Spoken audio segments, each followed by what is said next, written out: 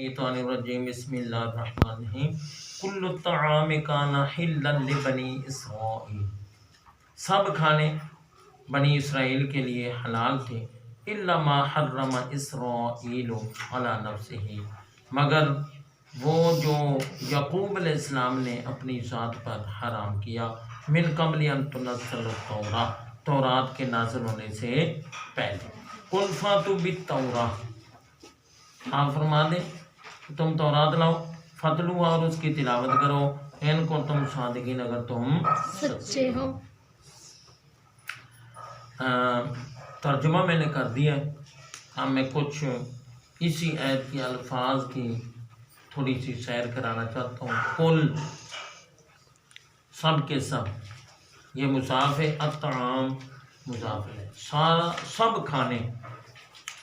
طعام سے مراد وہ کھانا ہے جو عموماً کھایا جاتا ہو، کتے، خنزیر، چیتے، حشرات الارض وغیرہ یہ نہیں کھائے جاتے، لہذا طعام میں وہ شامل بھی نہیں ہے۔ نہیں۔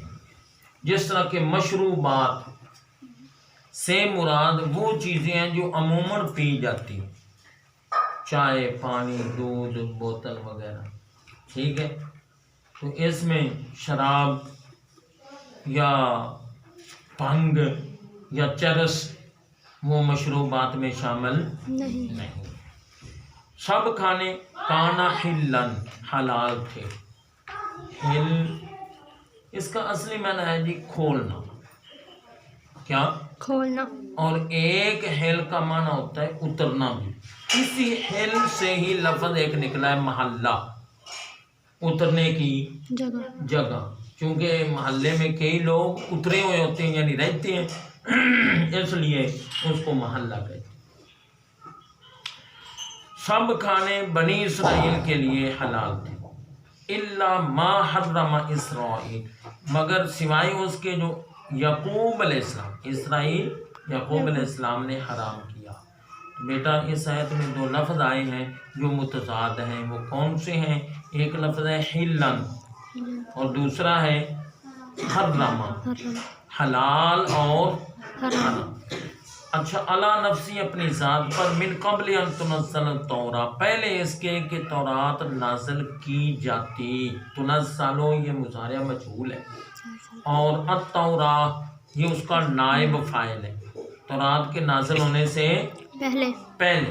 قل، آپ فرما دیں یہ فعل امر ہے، قول سے نکلا ہے، فاتوا بالتوراۃ، تم لاؤ تورات کو۔ یہ جو بالتوراۃ ہے نا، یہ با متعدی بنانے کے لیے، فاتو کا معنی تم آؤ، اور فاتو بھی تم لاؤ، آؤ یہ فعل لازم کا ترجمہ ہے، اور لاؤ یہ فعل متعدی کا ترجمہ، تورات لاؤ، فتلوہا ان کنتم صادقین، اس کی تلاوت کرو اگر تم سچی ہو۔ تلاوت کا معنی ہے پیچھے چھوڑنا، جو لفظ پڑھتا جاتا ہے انسان وہ پیچھے چھوڑتا جاتا ہے، اس لیے اس کو تلاوت کہتے ہیں۔ اور تلاوت کا لفظ مخصوص ہے کلام الہی کے ساتھ، انگریزی، ریاضی، اردو، فارسی کسی کتاب کو ہم تلاوت، مگر قرآن پاک کے پڑھنے کو ہم تلاوت کریں، ٹھیک ہو گیا۔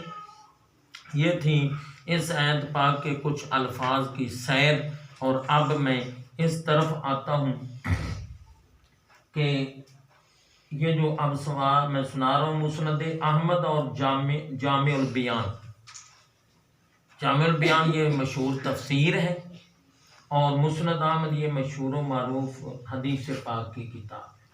مسند احمد پہلی جلد صفحہ نمبر 273، اور جامع البیان چوتھی جلد صفحہ نمبر 5 میں حضرت ابن عباس رضی اللہ تعالیٰ آپ فرماتے ہیں کہ یہود کی ایک جماعت نبی پاک صلی اللہ علیہ وسلم کے پاس آئی، آپ صلی اللہ علیہ وسلم نے انہیں اسلام کی دعوت دی۔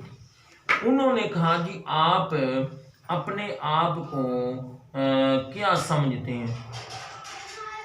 آپ نے فرمایا کہ ہم ملت ابراہیمی پر اپنے آپ کو سمجھتے ہیں۔ انہوں نے کہا جی ہم آپ سے ایک سوال کرتے ہیں جو سوائے نبی کے اس کا کوئی جواب نہیں دے گا۔ آپ نے فرمایا پوچھو۔ انہوں نے کہا جی یعقوب علیہ السلام پر کون سا کھانا اور پینا حرام؟ آپ نے فرمایا یعقوب علیہ السلام نے از خود اپنی طرف سے اونٹ کا گوشت اور اونٹنی کا دودھ اپنے اوپر منت مانتے ہوئے حرام کر لیا تھا. جب انہوں نے حرام کر لیا تو رب نے بھی ان پر حرام کر اللہ کے جو نبی ہوتے ہیں وہ اللہ کے نائب ہوتے ہیں اور اللہ اپنے نائبوں کو طاقت دیتا ہے، وہ حرام بھی کر سکتے ہیں اور حلال بھی. حلال بھی کر سکتے ہیں. حضرت علی کو فرمایا نبی علیہ السلام نے، یہ مسلم شریف کی حدیث پاک ہے، اے علی جنوبی حالت میں کوئی بھی مسجد میں نہیں جا سکتا سوائے تیرے اور میرے. اب جو دوسروں کے لیے حرام تھا وہ حضرت علی کے لیے حلال ہو. ایک مرد 4 بیویاں نکاح میں رکھ سکتا ہے، فرمایا علی جب تک فاطمہ زندہ ہے تو دوسری بھی نہیں رکھ سکتا. اور قرآن پڑھ کر دیکھیں، شاید آپ کے ذہن میں یہ ہو کہ یہ موضوع روایات ہے. سنیے قرآن مجید 9واں سپارہ اللہ فرماتا ہے وَيُحِلُّ لَهُمُ الطَّيِّبَاتِ وَيُحَرِّمُ عَلَيْهِمُ الْخَبَائِثَ. یہ جو میرا نبی علیہ السلام ہے یہ ان لوگوں کے لیے طیب چیزوں کو حلال کرتے ہیں اور خبیث چیزوں کو ان پر حرام کرتے ہیں. حرام کرتے ہیں. معلوم ہوا نبی کو یہ اللہ طاقت ہمت دیتا ہے وہ چیزوں کو حلال اور حرام کر سکتے کر سکتے ہیں. ایسا بھی ہو سکتا ہے کہ بندہ حرام کر دے تو رب بھی حرام کر دے. اب میں مثال دوں گا سب کی سمجھ میں آ جائے گی. بندہ اپنی بیوی کو جب طلاقیں دے دیتا ہے تو بندہ اپنی مرضی سے اپنی بیوی کو اپنے اوپر نہ حرام کر رہا ہے کہ نہیں کر رہا؟ بولیے. کر رہا ہے. طلاقیں دینے کا مقصد کیا ہے؟ وہ جو تعلق تھا نا نکاح والا وہ ختم. تو اب وہ عورت اس پر پہلے حلال تھی، طلاقوں کے بعد حرام. حرام ہو گئی. تو پہلے بندے نے حرام کر دیا، پھر اللہ نے. پھر شریعت نے بھی اس کو حرام کر دیا. اب وہ جتنا مرضی اس کو کہے جی میں اب صلح کرتا ہوں، میں جی رجوع کرتا ہوں، جی مجھے پتہ نہیں چل رہا. آج کل ہے نا ایسا سلسلہ، جی ہوش نہیں رہے، جی عقل نہیں رہی، جی غصہ پڑ. اچھا غصہ نہیں تو اور خوشی تو بھی طلاق دینی ہے. یہ مختلف ٹوچر اور بہانے ہوتے ہیں. پھر تو میں یہ عرض کر رہا ہوں پہلے بندے نے حرام کر دیا پھر شریعت اور اللہ نے بھی. حرام کر. تو آپ نے یہ جواب دیا.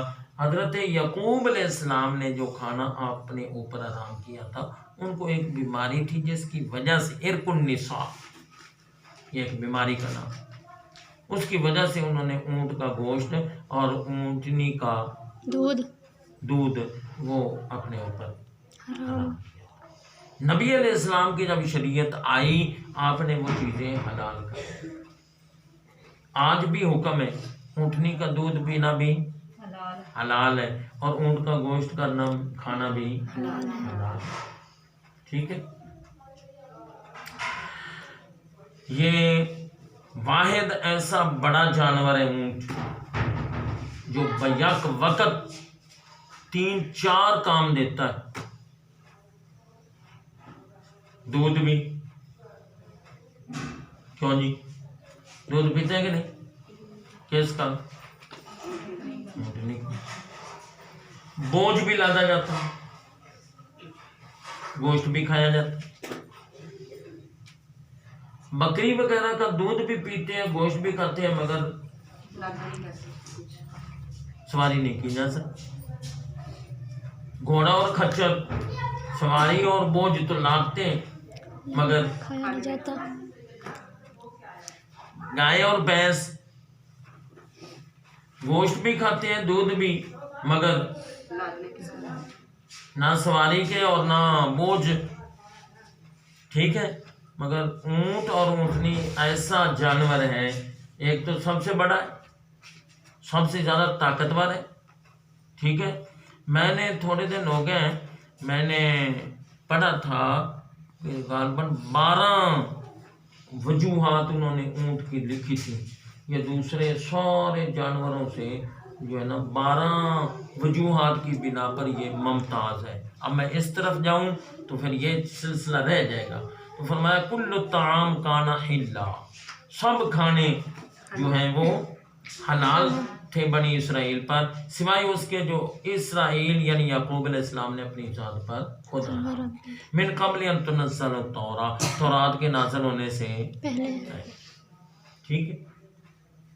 قل فاتوا بالتوراۃ، لاؤ تم تورات، فتلوہا ان کنتم صادقین، اس کی تلاوت کرو اگر تم سچے ہو، اس کی تلاوت کرو اگر تم سچے ہو۔ سچے۔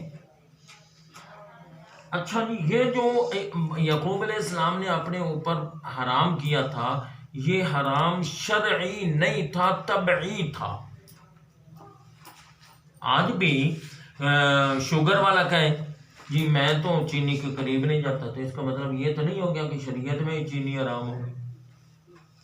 میری بات سمجھ میں آ رہی؟ جی اسی طرح حدیث پاک میں آتا ہے قرآن نے صرف خنزیر کا گوشت حرام کیا بس، اور حدیث پاک نے کتے کا گوشت اور کچلیوں سے پھاڑنے والے جانور ان کا گوشت، پنجوں سے پھاڑنے والے ان کا گوشت، اور حشرات الارض ان سب کا گوشت حرام۔ اب حشرات الارض سے مراد کیا؟ کیڑے مکوڑے۔ ہاں، جو زمین کے اندر رہتے ہیں کیڑے مکوڑے، ان کا بھی۔ تو بس آج اتنا ہی آپ کا سبق کافی ہے۔ اللہ تعالیٰ ہم سب کو سمجھنے اور عمل کرنے کی توفیق دے۔